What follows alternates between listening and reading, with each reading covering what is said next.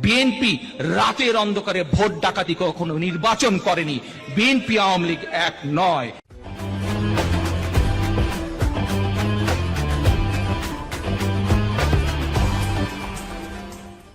আরে দূর, বিএনপি আওয়ামী লীগ তো এক দল। নো, বিএনপি আওয়ামী লীগ কখনোই এক দল নয়।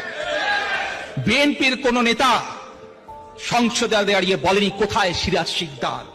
বিএনপির নেতা বলেন কাজে বিএনপি এবং আওয়ামী লীগ এক নয়। বিএনপি নিজের দলের লোকজনকে বিলিয়নিয়ার বানানোর জন্য কুইক রেন্টাল প্রজেক্ট করেনি। বিএনপি আওয়ামী লীগ এক নয়। বিএনপি রাতের অন্ধকারে ভোট ডাকাতি কখনো নির্বাচন করেনি। বিএনপি আওয়ামী লীগ এক নয়। বিএনপি বটমলেস বাস্কেট করেনি, বরং খাদ্য উৎপাদনের দেশ করেছিল। বিএনপি আওয়ামী লীগ এক নয়। বিএনপি বিরোধী দলীয় নেতাকর্মীদের গুম খুন করেনি, কাজে বিএনপি আওয়ামী লীগ এক নয়।